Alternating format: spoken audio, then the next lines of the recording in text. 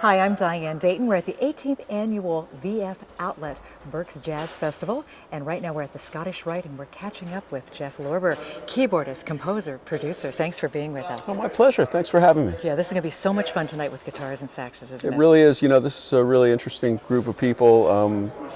Gerald, I've known for a long time. Peter, I've just worked with a little bit here and there, and Jeff, same things. But it's definitely you know, 4 different ways of looking at music and 4 different players from 4 different perspectives. But it's, you know, musically, I think we really have a lot to contribute to each other's vision of what we like to do and each other's music, and we're just having a lot of fun playing together. Well, that's what it's all about, isn't it?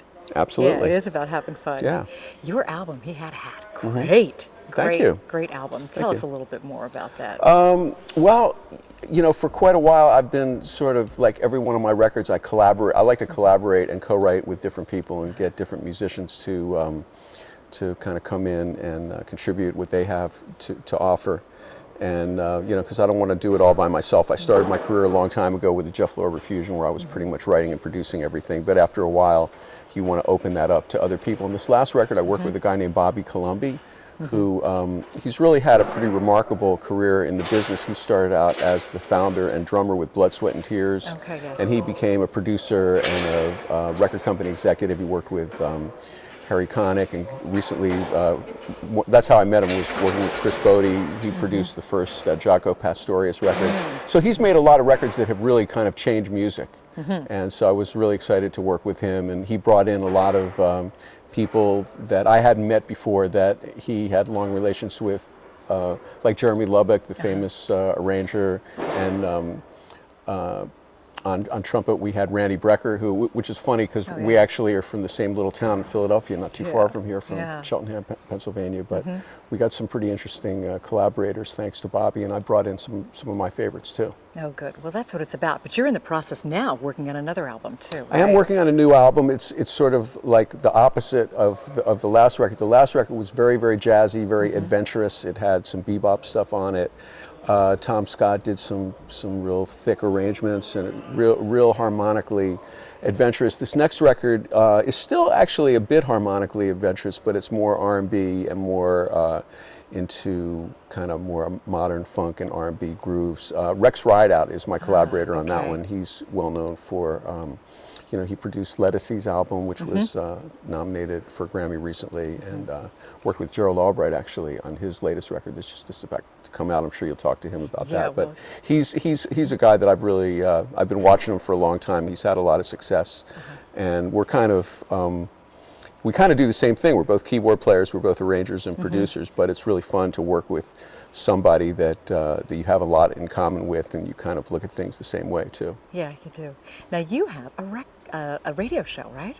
A little bit. It's a little bit of one. The one thing about it that's cool is that I've been doing it for a long time. I started it in, I think, 2000, if I'm not mistaken. Okay, Lorber's place. And yeah, exactly. On Sunday nights on Sirius Satellite Radio, and they don't have, unfortunately, they don't have a lot of live DJs anymore, but they kind of let me do my show on Sunday nights, and so it's good because it kind of keeps me listening to other people's music, keeps me kind of plugged in, and it's just another way to kind of share what I know about music, because I can talk about, you know, when I do my show, I talk about it from the standpoint of the style and sometimes recording techniques or things little stories that I know about the musicians, and I kind of add that to what I'm doing when I'm announcing the songs on the radio. Oh, that's great. When is that on now? It's on, well, see, it's on at the same time for the whole country, so I think it's 7 p.m. on the East Coast and 4 p.m. on the West Coast on Sunday evenings. Oh, good. We'll have to try to catch that. For 3 hours, yeah. That sounds great. Yeah, and they really do let me have a lot of input into the music, and you know, I have a really large collection of vinyl albums, and I've kind of digitized them and sent those in, so we play you know, some obscure stuff that I have that I really like, and you know, I like a lot of the old CTI records, and you know, also try to keep it current when I hear new stuff that I think's exciting. I try to add that too. Well, it's great to have so much free reign, isn't it? To be able to That's the thing about satellite radio, is that they try to be, you know, they do have, you know, they're kind of more freedom than the local stations. So I think that's something that people like about it. Jeff, Who were some of your influences when you were growing up? Who did you listen to? Who did you really get into?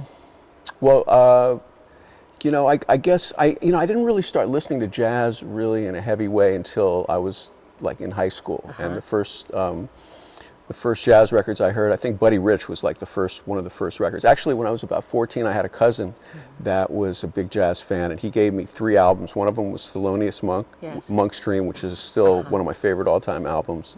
Another album, McCoy Tyner, Blues and Ballads by McCoy Tyner. It's kind of weird to give a young kid an album of ballads, because that's pretty mature subject. But so obviously I didn't get into that as much, but I really enjoyed McCoy, and I've been a McCoy fan since then.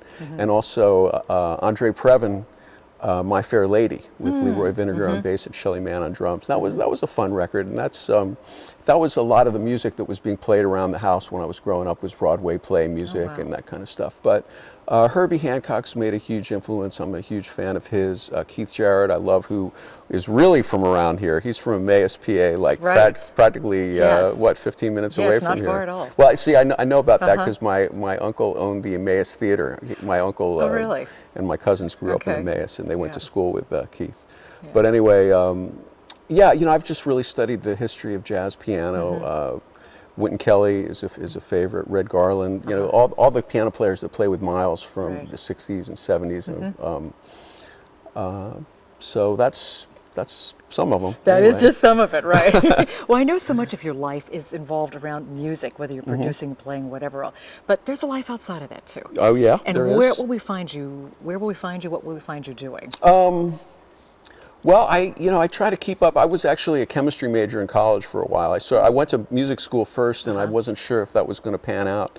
So I went to Boston University for a few years, and I was a chemistry major, and I really enjoyed it actually. And I try to keep up with what's going on in science, and especially some of the things in physics that are real interesting, that are really sort of like when you get into learning about what's happening in astronomy and subatomic physics. There's some pretty amazing universes in those, like some things that are sort of counterintuitive and hard to understand, but it's pretty amazing stuff. And so I try to kind of keep track of that and stay on top of that. But I just read the news and like to go to movies and just kind of stay informed about what's happening. Oh, that's good.